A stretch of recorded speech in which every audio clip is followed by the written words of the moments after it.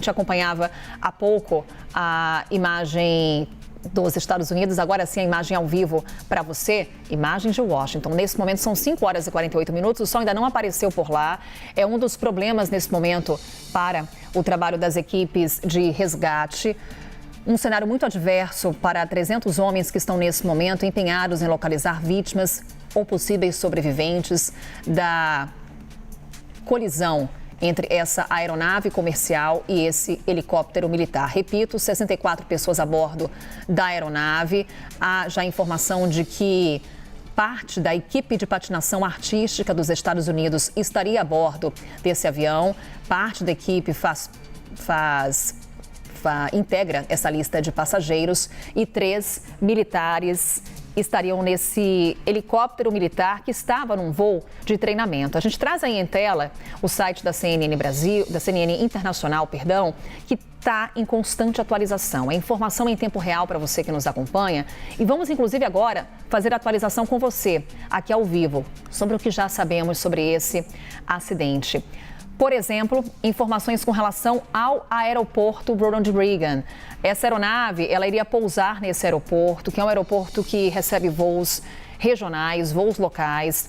Essa aeronave saiu do Kansas e iria pousar, pouso previsto para 9 horas da noite, horário local, nesse aeroporto, que é um dos mais movimentados dos Estados Unidos, que é justamente o ponto que a CNN destaca em seu site. A gente consegue colocar ali e passando as atualizações para quem nos acompanha, para a gente ir passeando pelo site da CNN, olha ali. Ronald Reagan é um dos aeroportos mais complexos para os pilotos trafegarem. Portanto, não é só em movimentação que os especialistas em aviação destacam, mas também com relação à complexidade de operar nessa região. O que dizem os especialistas? Essa complexidade se dá porque é uma área já com muitas restrições, então há também nessa região a operação de voos militares, de voos comerciais juntos, o que torna essa operação por lá mais complexa. É uma área em que tem restrições de voo sobre onde você pode voar, que tipo de abordagens você tem que fazer e há exigências sobre a rapidez com que esses aviões têm que entrar e sair dessa área. O aeroporto, ele fica exatamente do outro lado do Rio Potomac. Você tem o Rio Potomac, de um lado você tem Washington DC e do outro lado o aeroporto Ronald Reagan, que é muito movimentado e especialistas em aviação destacam o quão complexo é trafegar por ali. Também informações que temos de momento. A gente vai aqui percorrendo o site da CNN. Informações atualizadas teremos pelas autoridades. A gente vai trazendo informação sobre a prefeita de Washington, D.C., ela que vem trazendo informações à imprensa e já confirma uma entrevista coletiva das autoridades por volta de 7h30 da manhã, horário local, 9h30 da manhã, horário de Brasília. Também por lá, já o que sabemos sobre as 2 aeronaves envolvidas nessa tragédia. O que sabemos sobre o avião operado pela American Airlines e também o que sabemos sobre o helicóptero militar. É um Black Hawk, é um helicóptero, uma aeronave muito comum nas Forças Armadas dos Estados Unidos. São mais de 5.000 Black Hawks que estão em operação nas Forças Armadas do país, além de outros 35 países que também utilizam esse mesmo tipo de aeronave. Informação que também está lá nas últimas atualizações, nas últimas notícias, com relação à lista de passageiros. Eu falava sobre parte da equipe de patinação artística dos Estados Unidos, mas também há patinadores artísticos russos que também estariam nesse avião. Repito, 64 pessoas a bordo, 60 passageiros, 4 tripulantes. Vários integrantes da comunidade de patinação artística estavam a bordo do avião, segundo o órgão regulador dos Estados Unidos. Também no site da CNN você acompanha um histórico sobre um outro acidente aéreo que aconteceu nesse mesmo local. Um outro avião que também caiu no Rio Potomac. Isso aconteceu há mais de 40 anos. Está aí agora em tela para você. Naquela oportunidade, 78 pessoas morreram. O caso foi em 13 de janeiro de 1982. Portanto, também no mês de janeiro, portanto, também um cenário de adversidade para equipes de buscas devido às baixas temperaturas, que é um dos pontos, Américo, que as autoridades vêm destacando com relação à dificuldade desse trabalho na região, porque você tem temperaturas muito baixas, você tem um rio congelante, inclusive partes congeladas do rio Potomac. Fora isso, o sol que ainda não apareceu.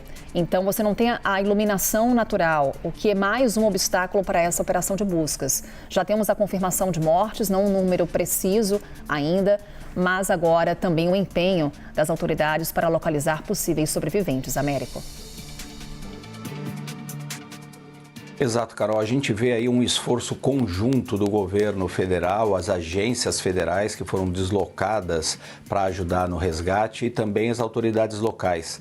A polícia da capital dos Estados Unidos, Washington, as agências civis ali que estão ajudando, o Corpo de Bombeiros e também as agências federais que vão ajudar inicialmente no resgate dessas pessoas. As informações que foram divulgadas, como você lembrou, é que nós temos, infelizmente, mortos nesse acidente. Não sabemos ainda, não houve uma confirmação oficial do número de mortos. Esse é um processo que leva tempo, até porque as autoridades precisam inicialmente comunicar os familiares dessas pessoas com essa péssima notícia antes de divulgar números e nomes das pessoas que teriam sido vítimas desse acidente. As condições no local, como você lembrou, também são péssimas, Carol. O aeroporto está fechado, vai continuar fechado pelo menos até às 11 horas da manhã no horário local, o que seria 1 hora da tarde no horário de Brasília, sem nenhuma atividade. Os voos que estavam direcionados ao aeroporto Ronald Reagan estão sendo enviados para outros locais, outros aeroportos nas proximidades. E como você lembrou muito bem, Carol, os especialistas dizem que esse é um dos aeroportos mais difíceis de operação lá nos Estados Unidos. Em primeiro lugar, porque é um aeroporto muito utilizado, é um dos aeroportos da capital federal dos Estados Unidos, tem um altíssimo número de voos, tem a presença dos militares que também operam a partir daquele aeroporto, como foi o caso, né? Um helicóptero militar, um Black Hawk, que se envolveu nessa colisão aérea e a necessidade de tudo acontecer com bastante rapidez. Existe também, e seria importante destacar isso, já o movimento das autoridades responsáveis por investigar as causas desse acidente. A FAA, por exemplo, que é uma espécie de ANAC nos Estados Unidos, a agência que coordena os voos civis, nós certamente vamos ter uma investigação militar por se tratar de um helicóptero militar, um helicóptero das Forças Armadas dos Estados Unidos que estava em treinamento, que se envolveu nesse acidente, e nós temos a confirmação de que pelo menos uma das caixas pretas do avião já foi recuperada. As informações são de que tanto o avião como o helicóptero caíram no rio Potomac e que o avião se despedaçou, ele acabou se partindo em vários pedaços depois dessa colisão e quando acertou também o rio Potomac. Então, nós temos nesse momento mergulhadores também trabalhando em condições de muito frio, pouca visibilidade, muito provavelmente vai demorar horas para que esse processo de salvamento, esse processo aí de tentativa de resgate seja finalizado. Carol. O CEO da American Airlines, Américo Martins, e quem nos acompanha aqui no Novo Dia, deu uma declaração em vídeo sobre esse acidente fatal do voo 5342. Trago aqui aspas do que disse o CEO da American Airlines. Nossa cooperação é ininterrupta e queremos aprender tudo o que pudermos sobre os eventos de hoje. Essa foi a manifestação do CEO da American Airlines, a empresa responsável pelo avião comercial que colidiu contra esse helicóptero militar. Repito, 64 pessoas a bordo desse avião, dessa aeronave, e 3 militares a bordo do helicóptero. Operações de buscas continuam, é claro que a gente segue acompanhando, trazendo as informações sobre o que já sabemos sobre essa tragédia nos Estados Unidos.